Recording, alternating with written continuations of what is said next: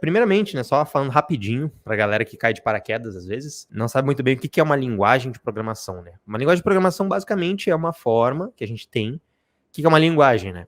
Inglês, o espanhol, nada mais é do que uma forma da gente se comunicar, né? Sem isso a gente não conseguiria ter evoluído da forma que a gente evoluiu, talvez, né? Se a gente não tivesse uma forma de comunicação que fosse eficiente. Ela não é tão eficiente porque existem várias, né, no mundo inteiro. Até tem o inglês que a galera usa bastante ao redor do mundo, mas não é uma linguagem única, né? Então, mas mesmo assim, a humanidade evoluiu muito por causa dessa forma de linguagem que a gente desenvolveu. E a linguagem é comunicação, serve para isso. E a linguagem de programação também dá para dizer que serve para a gente se comunicar. Né? Só que a gente não se comunica a gente não usa a linguagem de programação para se comunicar uns com os outros aqui na live, por exemplo. A gente usa uma linguagem de programação para se comunicar com uma máquina, né? Um computador, enfim, um dispositivo, celular, qualquer coisa, máquinas, certo? Para que a gente diga para elas fazerem algumas coisas para nós, que a gente não conseguiria fazer. Então a gente usa todo o poder das máquinas através das linguagens de computação e entre outras coisas também. Então é isso, uma forma da gente se comunicar com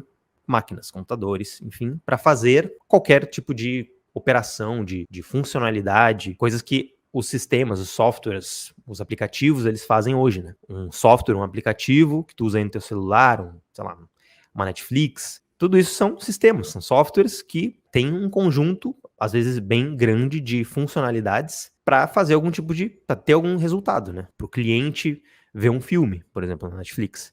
Para o cliente poder favoritar um filme, para o cliente poder mandar uma mensagem. Então, isso tudo são funcionalidades que um software tem, e para construir essas funcionalidades a gente usa a linguagem de programação, dentre outras coisas, tá? Então, é isso que é uma linguagem de programação, beleza?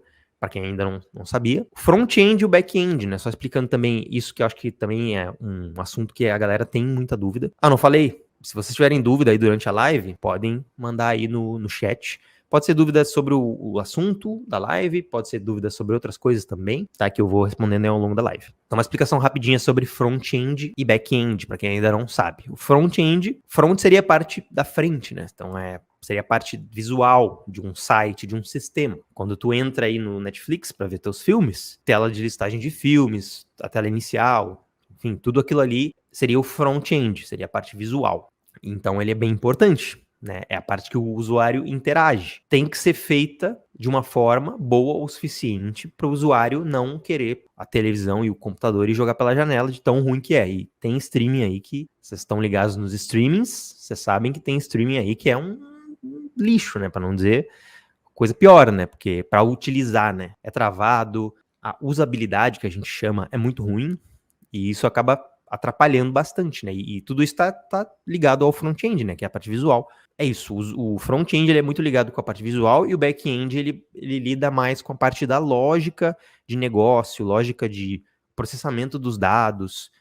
Não que o front-end não possa fazer isso também, tá? Mas o back-end ele tem, o grosso dele é mais isso, assim, tudo que fica por debaixo dos panos. Tudo isso a gente vai falar no evento mais detalhadamente também, tá? Da Semana do Zero Programador Contratado. Mas isso é o back-end, seria a parte que geralmente o usuário leigo, né, ele não vai ver. Por exemplo, né, tu preenche um formulário, envia os dados do formulário. Pode ser que tenha um back-end que receba esses dados, tá fazendo uma compra no Mercado Livre, vamos dizer, ou na Amazon. Preencheu lá teus dados de cartão de crédito num formulário, fez uma compra, e quando tu faz essa compra, quem vai processar essa compra provavelmente é toda uma parte de back-end que vai fazer o processamento do teu, vai fazer a cobrança, né, do teu cartão de crédito para comprar aquilo ali. Então, tudo isso é feito pelo back-end. Essa é a diferença. Para deixar tudo conectado, né, o front-end, o back-end, a gente pode usar o que a gente chama também de uma interface de programação, que seriam as APIs. É como se o front-end mandasse pedidos assim para o back-end ou enviasse informação para o back-end, e o back-end faz o que ele tem que fazer com aquela informação. Então, basicamente isso, é assim que se dá a relação de um front-end com o back. Não só isso, não só assim, mas essa é uma das formas que dá para fazer. Em resumo, o front e o back, eles trabalham muito em conjunto, né, para fornecer essa experiência completa aí, totalmente funcional, fornecer um fluxo de uma funcionalidade aí que vocês estão até acostumados a usar no dia a dia, que nem eu falei, comprar uma coisa no Mercado Livre. Isso aí envolve 100% de front-end e back-end e outras coisas mais ali da parte de cloud, de outras partes aí que a gente, como usuário, a gente não, né? Nós programadores, a gente até sabe o que pode rolar ali, né? Ainda mais se a gente trabalha nessas empresas, mas a pessoa mais leiga, ela não sabe, ela não faz nem ideia. Isso também é uma coisa legal de tu ser programador, porque daí tu começa a ver funcionalidades, sites, sistemas, fazendo algumas coisas que tu bate o olho e tu pensa, tá usando uma linguagem tal, ou tá fazendo isso de uma forma X, Y, Z, uma forma que eu já fiz isso, uma forma que eu já utilizei na minha empresa. Então tu começa a ver até similaridades entre sistemas, sites, né? E tu pode, inclusive, copiar, se basear e fazer os teus próprios projetos baseado em outros sites, outras pessoas que já fizeram experiências bem feitas, né? Por exemplo, tu vai fazer tu não deveria fazer isso, né? Mas digamos que tu vai fazer um e-commerce. Não tem muito por que tu fazer um do zero, porque tem vários prontos aí. Mas digamos que tu quer porque quer fazer o teu. Ao invés de tu pegar e querer criar uma interface incrível, uma parte visual ali pro teu e-commerce incrível, pensando tudo do zero, por que não se basear em outros que já existem, né? Essa experiência que tu vai pegando com o tempo também é importante na tua carreira aí como desenvolvedor. Essa parte também de interface, tem outras áreas, né, que trabalham com essa parte de interface também, que é a parte de UI ou UI, que é a User Interface, né? O X, né, ou UX, que é a parte de UX seria User Experience. Isso se tu quer ser front-end, trabalhar com front, trabalhar com back, não é algo que tu precisa saber agora. É interessante saber? Pode até ser, mas não é uma coisa que tu precisa saber nesse momento, tá? Só vou falar aqui porque se depare com essas nomenclaturas aí no futuro, UI, UX, e tu fica com alguma dúvida, tá? Então, se tu ouvir falar disso, tu já sabe o que é. Basicamente, o UI que eu falei é a interface do usuário. Então, como é que a gente geralmente acontece numa empresa? Tu vai receber, digamos que tu é um programador front-end, beleza? Tu não vai pensar na parte da usabilidade de um sistema, tá? Digamos que tu trabalha aí no Mercado Livre. Eu não sei como é que é lá dentro do Mercado Livre, tá? Mas eu vou só dar um exemplo de como que geralmente é, né?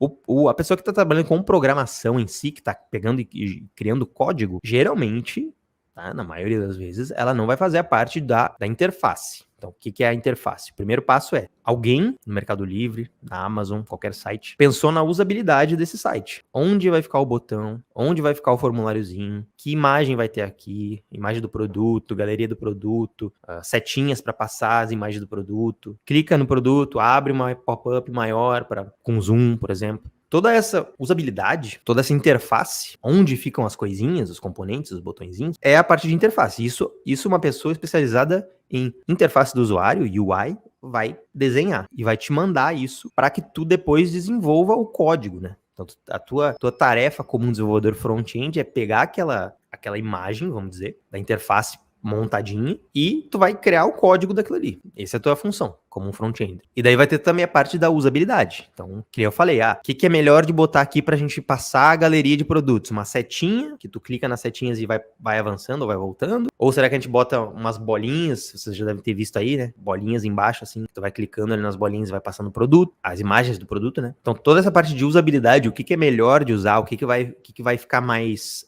atrativo para o usuário usar. Por exemplo, para chegar numa página específica, o usuário está tendo que dar 6 cliques. Então, como é que a gente faz para chegar numa página mais interna e importante com menos cliques? Isso também vai ser algo que é a experiência do usuário, que uma pessoa especializada nisso, provavelmente, vai ter que pensar nisso, né? Essa experiência, a interface em si, como vai ser, onde vai ficar os botões, as coisas, muitas vezes não é o front que vai fazer.